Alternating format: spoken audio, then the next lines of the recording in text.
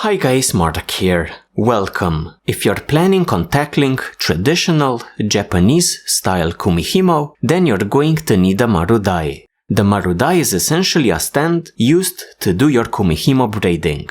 Now these stands, if you buy a purpose-built one, can get very expensive. So I'm going to show you two of my favorite ways of making your own Kumihimo stand. Both of these ways are at least semi, if not fully improvised. They are simple and quite affordable. A super simple way of making a Marudai is to find a stool such as this one here and simply using a hole saw to cut a hole at the center of the seat.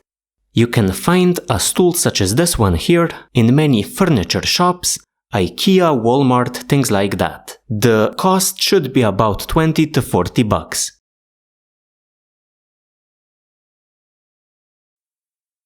The three essential dimensions of a Marudai are the height, which is usually 1.5 feet, the diameter of the top surface is usually 10 inches, and the diameter of the center hole is 1.5 inches. The challenging part of making a Marudai is to cut a perfect circle for the top as well as the bottom. We're going to start cheating right away and we're going to be using pre-made circles. My idea is to use cutting boards. So I have two here, one for the bottom. This one is 1 foot in diameter, and one for the top. This one is 10 inches in diameter. They are nice and smooth, they have a beautiful pattern going, ideal for our Marudai. We're going to proceed by cutting a couple of squares. So one larger one with the sides 8 inches long. A smaller square is going to be used for the top piece. This one has the sides 7 inches long.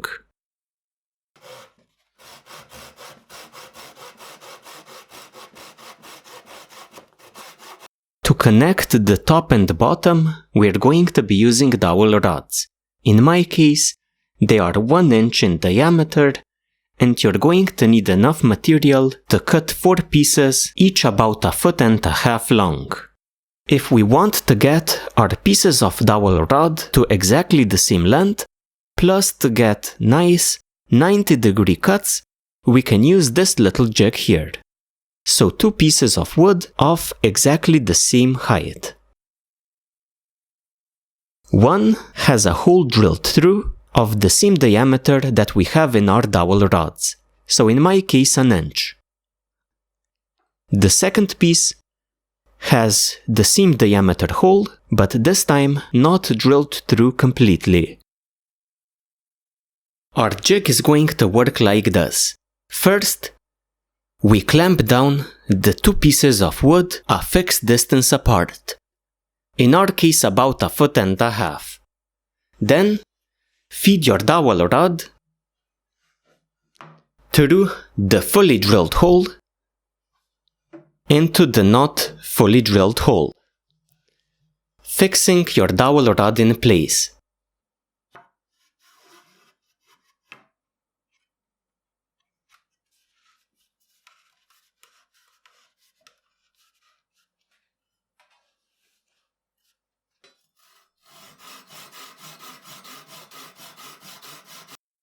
We are now returning back to the top and bottom piece, which we're going to now drill. First, we're going to mark the drill locations. So, the top piece here has the sides at 7 inches. I marked a square, which is about 1.25 inches away from the sides. So all of the lines are 1.25 inches away from the edges here. And these here are the drill locations. So I'm going to drill 4 holes for the dowel rods. I'm going to also find the center here for the top hole, which is going to come here.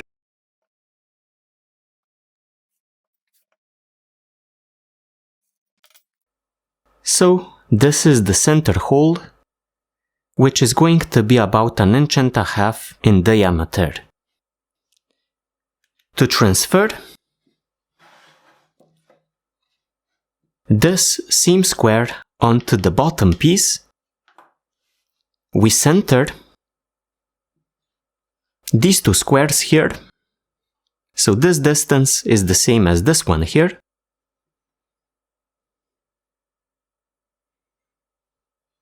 Then we mark or continue our horizontal lines.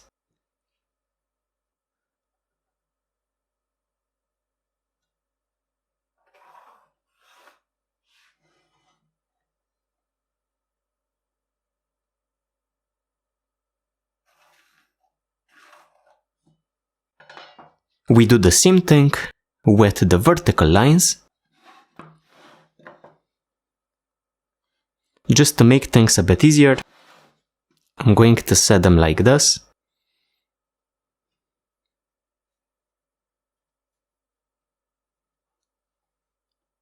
Again, this distance needs to be the same as this one.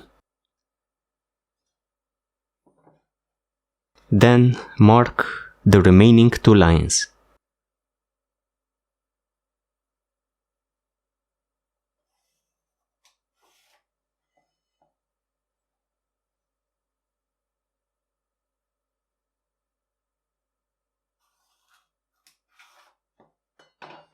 We have the remaining 4 drill locations.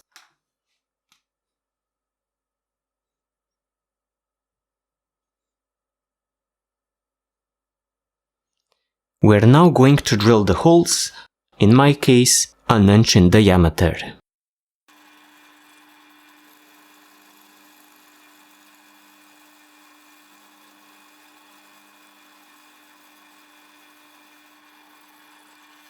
We're going to be using the top faces of our two pieces to insert the dowel rods. The top faces have much nicer holes than we have at the back.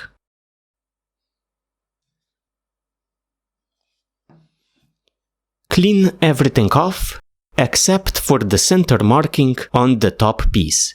We're going to need that later on.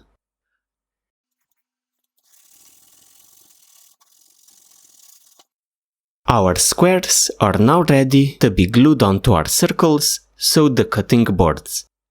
As an additional step here, I'm going to be staining the squares as well as the dowel rods, trying to get them a bit closer in color to my cutting boards. Since I'm using 3 different types of wood here, I think it makes sense.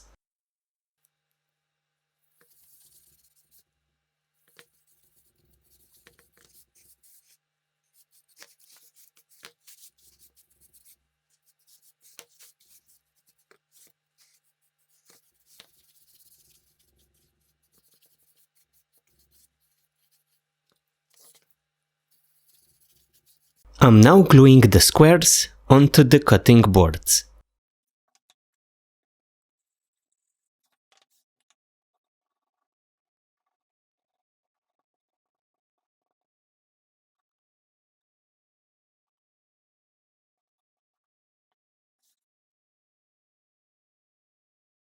When the glue dries, we're going to drill a couple of pilot holes and secure things further using screws. Now you really don't want the screws to be too long, since you don't want them piercing your top plate. For the top part, I drilled in my pilot holes into the square in between my large holes. I want this middle part here free for the large 1.5 inch wide hole.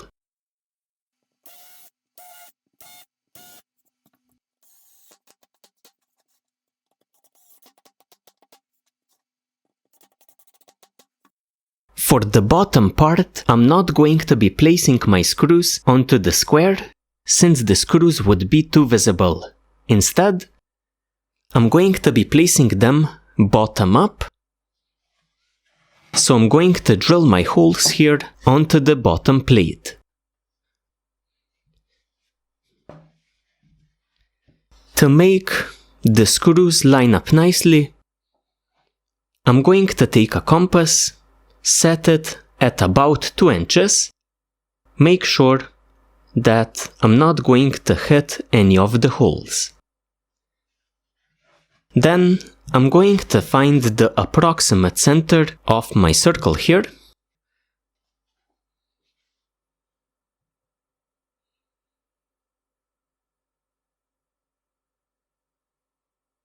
Draw a circle, just lightly.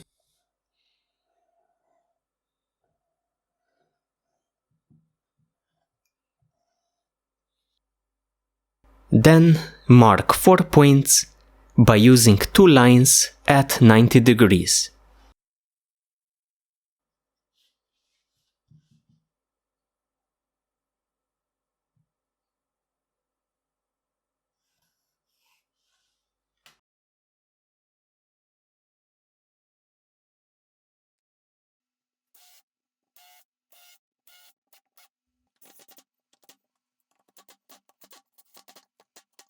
I'm now going to drill the main hole into the top part of the Marudai.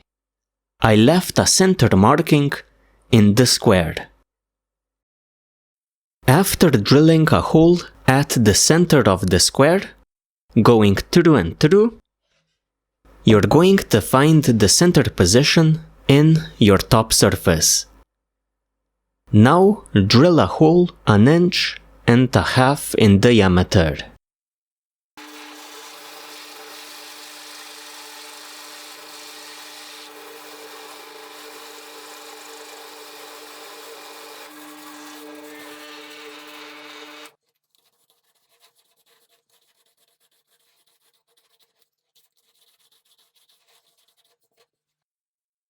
To assemble our Marudai, all we need to do is install the dowel rods into the holes at the bottom as well as the top.